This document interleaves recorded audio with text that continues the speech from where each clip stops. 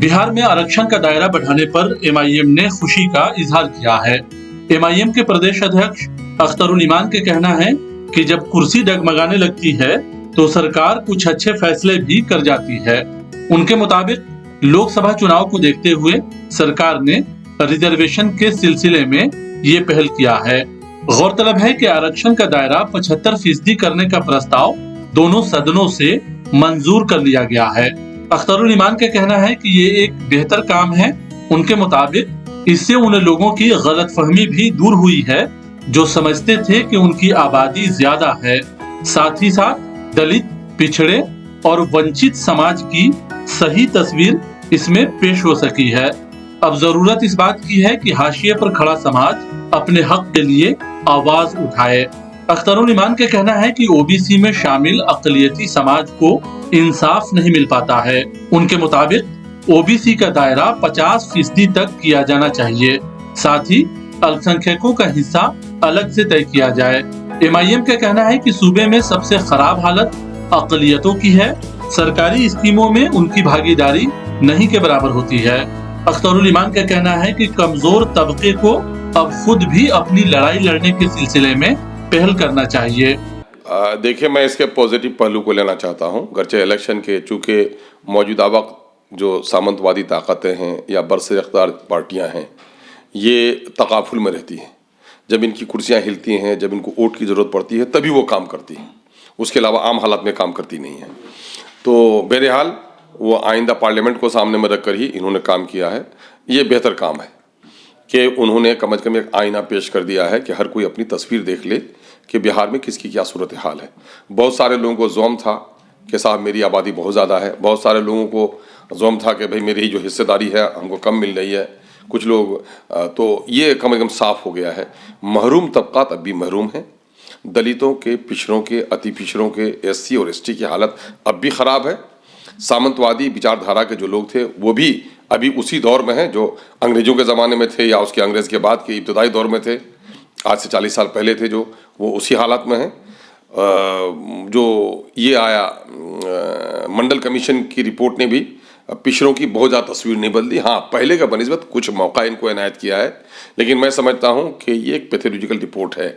अब नीतीश कुमार के लिए इम्तिहान ये है कि इनकी दवाई लिखें। एक पहल उसने की है कि उसने रिजर्वेशन का साइज़ बढ़ाया है, लेकिन उसमें हम लोग का मुतालबा यह था कि ओबीसीज़ की हालत बहुत अच्छी नहीं है, इसलिए ओबीसी का दायरा कम से कम वो 50% करें और उसमें ईबीसी ओबीसी की आबादी के तनासुब में उनकी हिस्सेदारी तय करें और ओबीसी क्लास में या ईबीसी में माइनॉरिटी की जो हिस्सा है उसको अलग से तय कर दें, जस्ट लाइक साउथ के स्टेट के। इन्होंने ये काम नहीं किया। SC/ST की आबादी बढ़ाई है और इन तमाम तर हालात में जो आर्थिक जो विश्लेषण आया है, जो शैक्षणिक विश्लेषण आया है, तो आप देखेंगे कि उसमें माइनॉरिटी की हालात काबिल रहम है।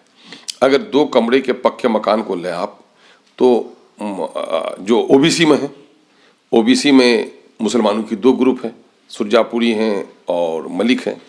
तो आप उसमें जादव हैं, कोयरी हैं, कुर्मी हैं। उनको देखिएगा तो उनको 44%, 50% 2 कमरे का मकान हासिल है और माइनॉरिटी के ओबीसी जो हैं उनको 14% लोगों को मकान हासिल नहीं है। 50,000 से ज़्यादा की आमदनी उनके यहाँ 3% से लेकर 7% तक लोगों को हासिल है और माइनॉरिटी के ओबीसी के यहाँ 2% भी बमुश्किल है।